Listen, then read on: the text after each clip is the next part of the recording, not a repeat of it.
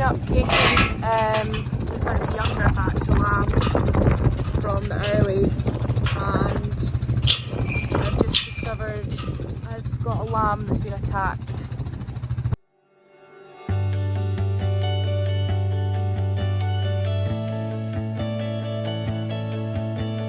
I'm not going to show it because it is gruesome. It's not alive. I hope it wasn't alive when it was attacked. But basically it's been gutted.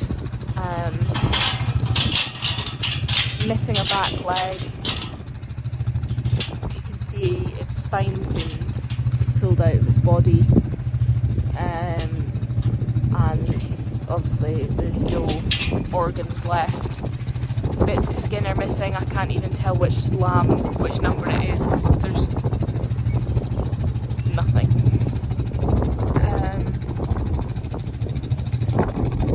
But everyone was fine. Yes, I've been around them twice a day since they've been out, and I wouldn't have said anybody was looking ropey, looking dodgy. If they do, I act on it. I take them in.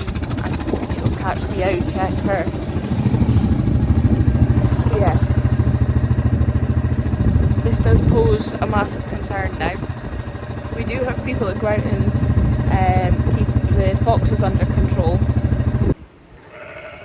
I've got gloves.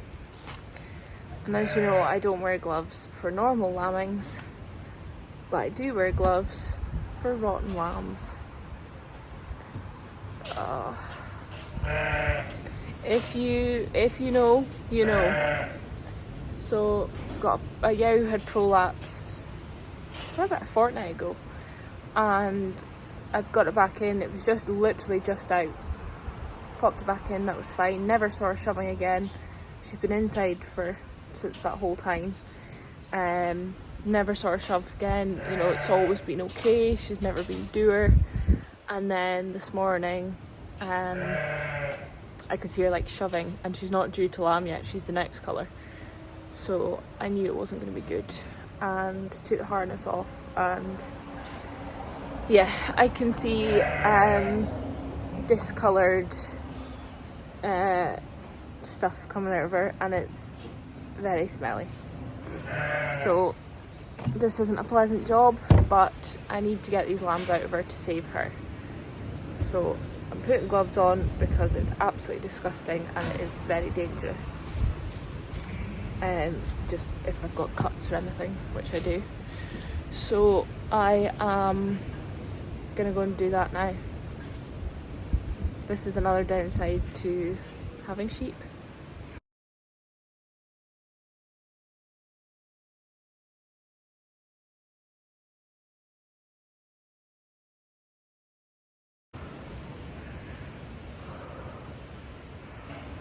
That is the worst ones I've done, I think, ever in my life. Oh my god. The smell. As I say, if you know, you know. That smell does not leave you. Managed to get them all out, and they all came out whole. The second one was touch and go, but we got it out whole. So yeah, but surprisingly she has milk. She's got a huge big udder of milk, but I'm gonna jab her, keep an eye on her, and see what happens, because after that she could quite easily go off her milk now. Obviously she's feeling a bit worse for wear, and yeah, it's not gonna be nice. She's gonna get a fair old whack of antibiotics now. I'm gonna give it to her for a few days, pain relief obviously.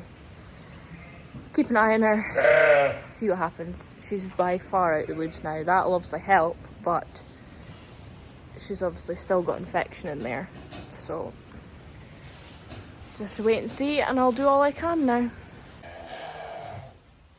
How can that be comfy?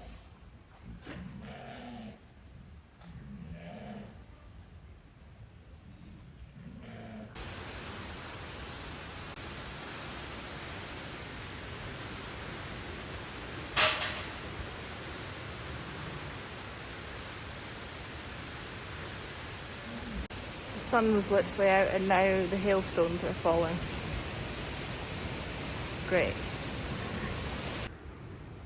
So this Gimmer, I don't know if you can see, she's actually got a blue tuck mark. So that's the second colour tuck mark. And the reds aren't even due yet. So fun! Are tidying up the silage really well. So I've just got a fresh mix ready to put it out to them.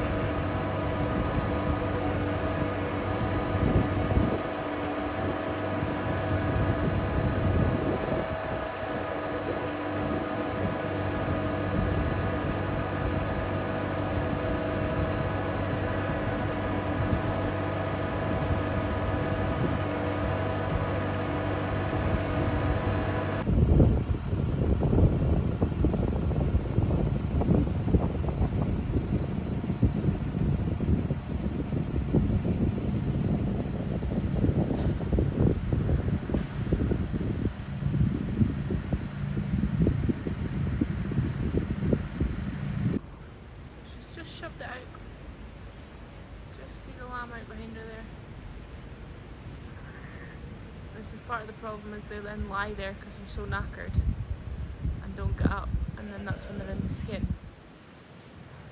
and they die. But thankfully, oh no, or she's going to shove the second one out hard behind. Lamb's head's clear, you can see. Just going to go knock her up.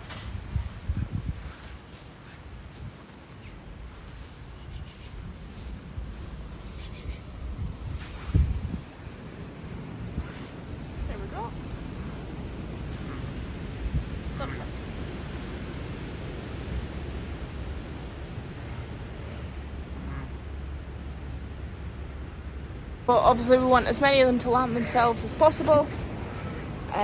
All we really want to be doing is just popping them in a pen. But we are here, obviously, if there is any issues and somebody does need a wee hand or tail first, etc. So yeah, this is my last night shift, being 24/7 for the next wee while.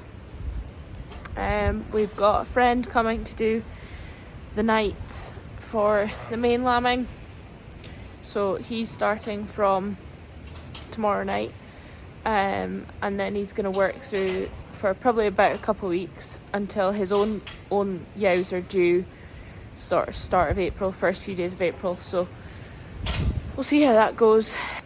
Just work early in the morning till late at night, and then he'll come and cover. So yeah, it should take a wee bit of pressure off myself.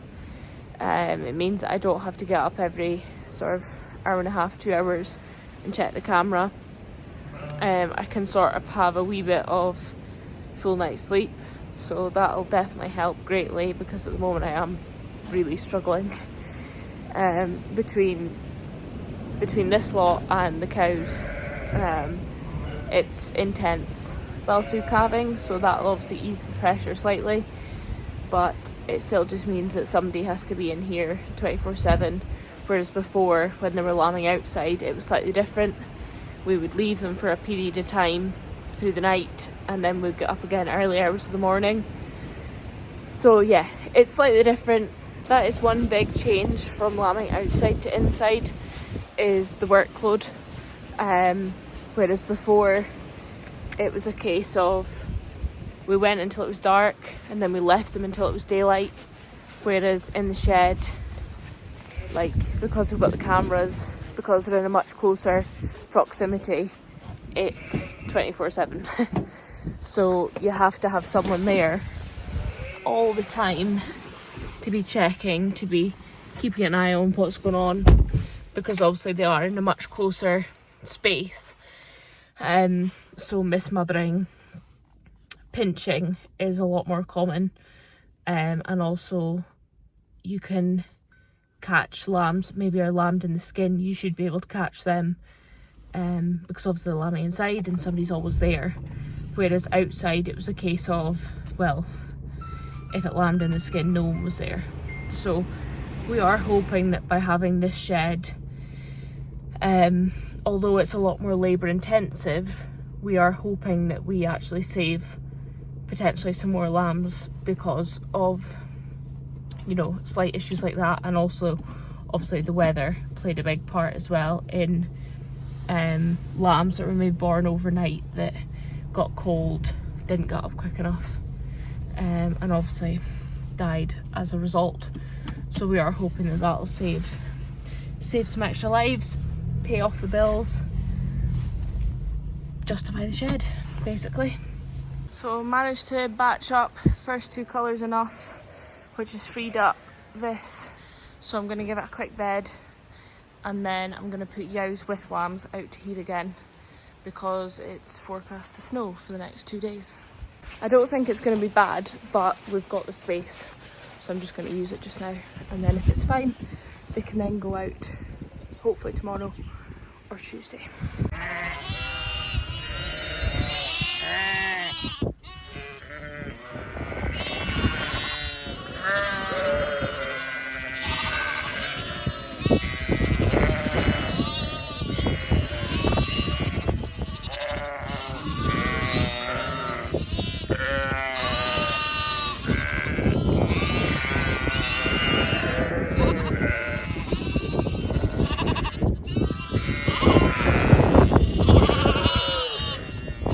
Morning after the first night shift that I didn't have to do. Still woke up. I just meant I didn't have to check the camera, so that was nice. It's a strange feeling knowing that somebody else is like looking after things for a while. You don't constantly have to be here. But it was nice to get some more sleep because it was a busy night. So we had roughly, I think it was just over 30 during the day yesterday, and then there was the same again at night. So that's half of what was due in the first week in 24 hours, basically. So it was busy. And of course, it's typical when the weather turns, forecast is for snow, and we can't get them out. But we've got this extra space that we wouldn't have had before. So we've managed to get some batching up pens here, batched up the yows that are 2 lamb into this 3 pens, and then we're going to try and rig up another couple sheds just in case to put them into that, because there's no point in putting them outside and it's blowing a gale out there. I mean, you've got them this far, we'll just, if we can, hold them a wee bit until the weather does perk up. I think the second half of the week's meant to be better, so we'll see. It does mean extra work, but sometimes these things have to be done. So yeah, that's what we're doing today. We've shifted what isn't out in the batching up pens and is newborn like overnight this morning. We've put up to this end of the shed, and then that leaves us with all these pens for the yows that are lambing to put them into. So yeah, I think, no, there's a yow lambing. I was going to say I think I'm caught up, but no, there's one lambing over there. You can see her like nibbling her side there. So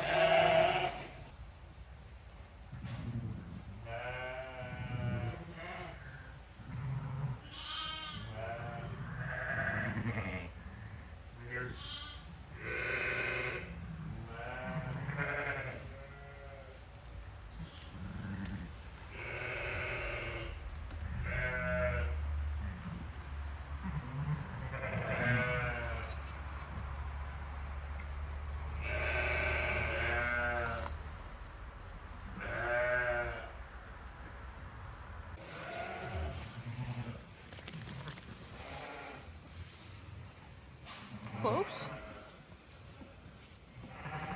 Oh dear. So the temperature's dropped, the wind direction's changed. I am worried what is coming. Oh, why is it always when you start lambing the snow comes? The yows are obviously still lambing flat out.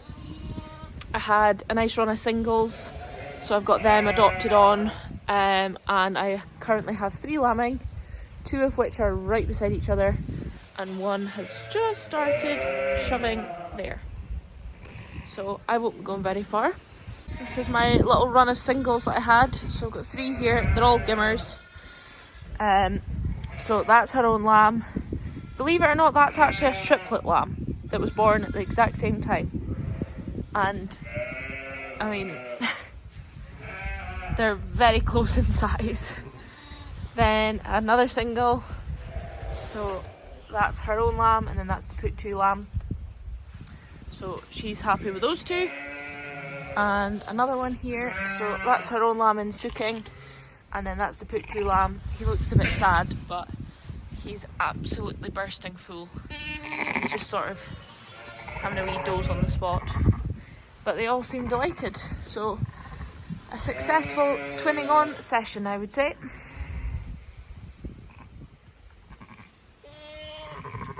The aim this year is to try and get as many singles doubled up to be twins as possible.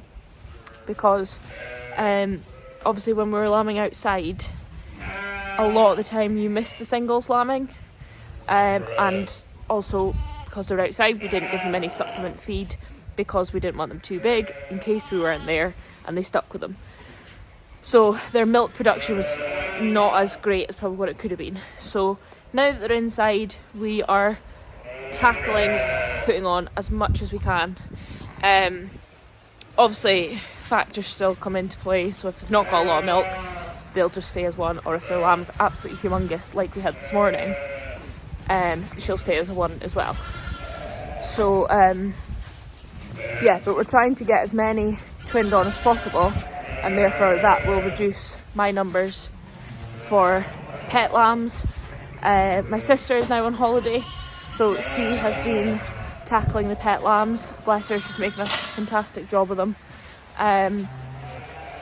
So yeah, I'm trying to reduce the amount of pets I have to give to her, and obviously it's better for the yows and the lambs to be rearing to and to be reared on a yow. A chunky single born overnight, and he'll be staying a single just because he's a fair dude and she was not the milkiest, so he'll be staying as a single. So we've had this lamb born overnight, and I think he has got broken ribs. You can see there he's sort of sucking in a wee bit, and if you touch it very gently it feels broken. So I'm not sure if she stood on him or what's happened, because he was okay, and his pal is... Where's his pal? His pal's okay. But yeah, I'm pretty certain that that is broken. So pain relief has been given, and obviously I'll keep on top of the pain relief as well. Make sure you try and get them as comfortable as possible. But yeah, poor wee soul.